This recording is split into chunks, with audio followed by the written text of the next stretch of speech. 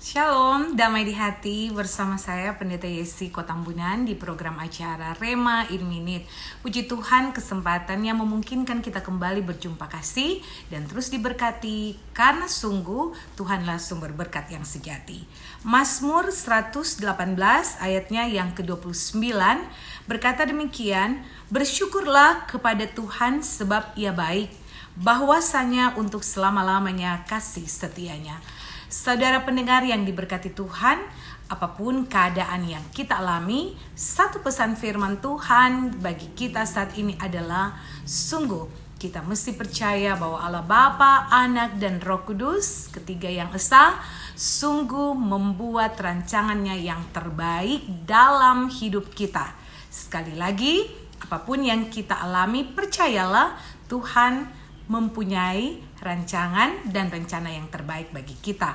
Satu ilustrasi menghentar kita pada pemahaman ini bahwa satu kali ada seorang raja dan pengawalnya pergi berburu. Di tengah-tengah hutan, pengawalnya ini selalu berkata kepadanya, "Raja, percayalah, apapun yang terjadi, Tuhan punya rencana yang baik. Dan bersyukurlah kepada Tuhan sebab tentu saja Tuhan itu baik." Nah, di tengah hutan tiba-tiba raja ini dia harus berkelahi dengan seekor binatang buas.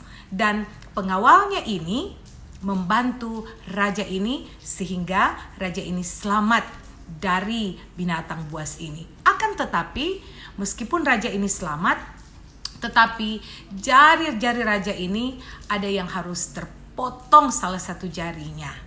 Nah, ketika tiba di istana, ketika mereka berdua pulang, raja berkata kepada pengawalnya, "Katamu Tuhan itu baik, lalu mengapa aku harus kehilangan salah satu jariku?" Tapi pengawal ini kembali berkata, "Percayalah bahwa Tuhan itu baik." Nah, para pendengar, karena kesalnya raja ini kepada pengawalnya, akhirnya ia berkata, "Jebloskan ia ke dalam penjara." Maka dijebloskanlah pengawalnya ini ke dalam penjara yang berada di bawah tanah istana itu. Sambil dalam perjalanan menuju ke penjara bawah tanah, pengawal itu tetap berteriak, "Raja, percayalah bahwa Tuhan itu baik." Raja semakin jengkel, marah dan geram.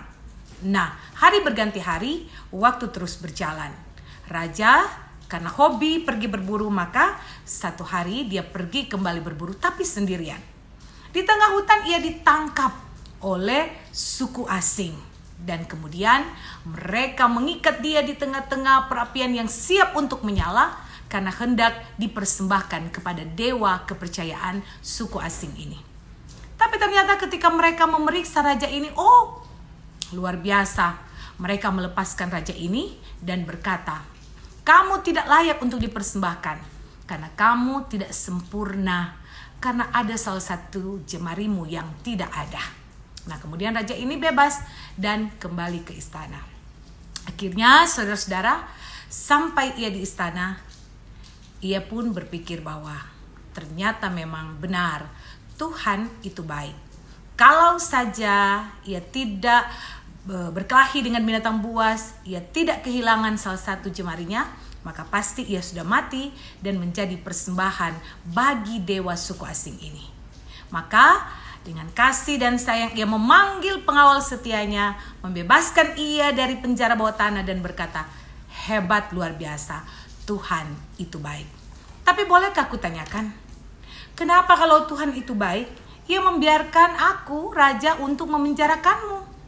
Dan luar biasanya, pengawal ini dengan hikmat Tuhan berkata, "Kalau aku tidak kau penjarakan raja, maka aku pasti sudah pergi berburu denganmu. Dan kalau kau tidak sempurna, pasti akulah yang sempurna ini, yang ditangkap dan dipersembahkan sebagai persembahan bagi dewa mereka. Maka aku yang pasti akan mati."